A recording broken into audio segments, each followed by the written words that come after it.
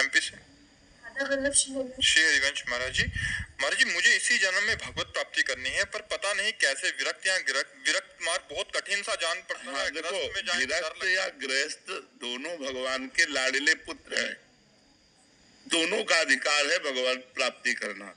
गृहस्थ में गृहस्थ धर्म के अनुसार चले, विरक्त में विरक्त धर्म के अनुसार चले, तो दोनों पहुंचेंगे भगवान के ही पास, पर चलना धर्म के अनुसार होगा। गलत अगर रास्ता हमारा हो गया, जैसे मान लो बिहारी जी इधर है, अब हम इधर दौड़ लगा दे तो जिंदगी भर दौड़ते रहे, बिहारी जी नहीं पहुंचेंगे। ब्रह्मचर्य का, पूर्ण ब्रह्मचर्य का पालन करना होगा, और बड़ा कठिन है ब्रह्मचर्य का पालन करना। देखो, बातें बनाना अलग बात है, जब वेदनाएं काम आदि की सताती हैं तो उन वेदनाओं को सहन करना केवल भजन बल से, दूसरा कोई बल काम नहीं करेगा।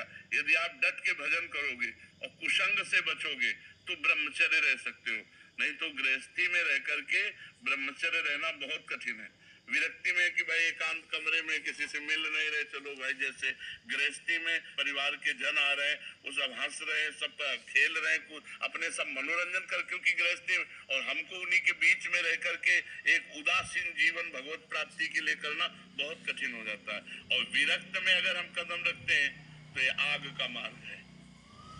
जैसे आग पे चलना है ना, चढ़ के मोम तुरंग पर चलिबो पावक माए, प्रेम पंथ अति कठिन है सबको निभात ना है।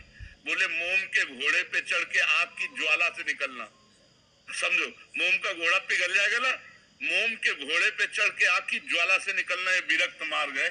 कोई बिरला ही इसे पार कर पाता है, नहीं तो गिर जाता है। कोई कंचन में, कोई कामिनी में, कोई कीर्ति में फंस जाता है। भगवत प्राप्ति तक तो पहुंचना बड़ा कठिन होता है। तो हम धन्यवाद देते हैं कि आप भगवत प्राप्ति करना चाहते हैं, पर कहीं जाइएगा मत, अपने घर में रहिए, अपने परिवार में सुरक्षित रह करके सद्वृत्ति के द्वारा भगवान का भजन करिए, भगवत प्राप्ति करिए। अमित सूदन जी, राधे राधे। राधे राधे महाराज जी। अलका जी, राधे राधे महाराज जी। गुरुदेव, मेरा पूजा पाठ जब इत्यादि में मन लगता है तो इस कारण और ज्यादा समय महाराज जी उसमें लगाते हैं, कभी कभी बच्चे पति नाराज हो जाते हैं तो मुझे अपराध सा लगता है। वैसे हाँ, वैसे गृहस्थी में ज्यादा पूजा बैठ के करने वाली उचित नहीं है। रसोई में काम कर रहे, राधा राधा, अपने पति को टिफिन लगा के दे रहे, भोजन पवा रहे, बच्चों को पवा रहे, ये पूजा ही हो रही। इन सब में भगवत भावना करें। अब आप 1 घंटा पूजा कर रहे हो, बच्चे को स्कूल जाना है, पति को ऑफिस जाना है, और वो सब असंतुष्ट हैं, तो मुझे लगता है वो पूजा ठीक नहीं है। पूजा उतनी ठीक है बैठ करके जिससे हमारे परिवार का बैलेंस बना रहे, हमारे परिवार में सब सुखी रहे। क्योंकि वो भूखे चले गए ऑफिस तो उनके अंदर आपकी भक्ति का विरोध पैदा होगा। बच्चा भूखा जा रहा है, ये सब ठीक नहीं है। बिल्कुल पूजा मत करो, हमारी बात समझो। अगर आप बिल्कुल पूजा नहीं कर रहे हैं तो आप अपने पति को भगवत भाव से, पुत्र को भगवत भाव से रसोई बनाई, ठाकुर जी को दिखा दिया, पवा रहे, बढ़िया पूजा हो रही। नाम जब करना है ना, देखो गोपी जनों की जब दिनचर्या में देखो तो लीप रहे तो भगवान का चिंतन कर रहे, रसोई बना रहे तो भगवान का चिंतन कर रहे, गाय दूह रहे तो भगवान का चिंतन कर रहे, धान कूट रहे तो भगवान। क्या हम लोग ऐसा नहीं कर सकते? हल जोत रहे हैं, व्यापार कर रहे हैं, नौकरी कर रहे हैं, जो हमें पद सेवा मिली है, हम भगवान का नाम जप करते हैं, उस सेवा पर ध्यान दें। हम लोग केवल उसी को पूजा समझते हैं, 4 अगरबत्ती घुमा दिया, फोटो रख करके और मूर्ति रख के, तो वो पूजा हो गई।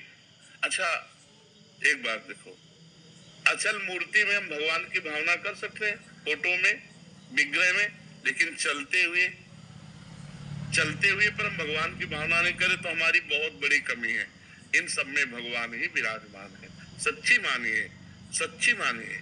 अगर आप ईमानदारी से सब में भगवत भावना कर ले तो आपसे बड़ा कोई महात्मा नहीं। सम आत्मा सुदुर्लभा वासुदेवा स्वरमिति, सम आत्मा सुदुर्लभा। और अगर भगवान चले जाए तो देखो, आप अपने प्रिय पुत्र के शरीर को जला देंगे, प्रिय पति के शरीर को जला देंगे। क्यों? क्योंकि भगवान अंतर ध्यान हो गए। तो उन्हीं भगवान की पूजा करना है। अब सब खा पी के अपने अपने काम में चले गए, अब हमारे पास समय है तो हम टीवी ना खोलें, हम पूजा गृह खोलें, फिर अपने ठाकुर पूजा करें, फिर बैठ के जप करें, लेकिन वो बाद में करें। पहले पति पुत्र की पूजा करें, उनको भोजन उनकी तैयारी करने, जो भगवान ने गृहस्थ धर्म दिया उसका पालन करो। ब्रह्मानंद जोशी जी।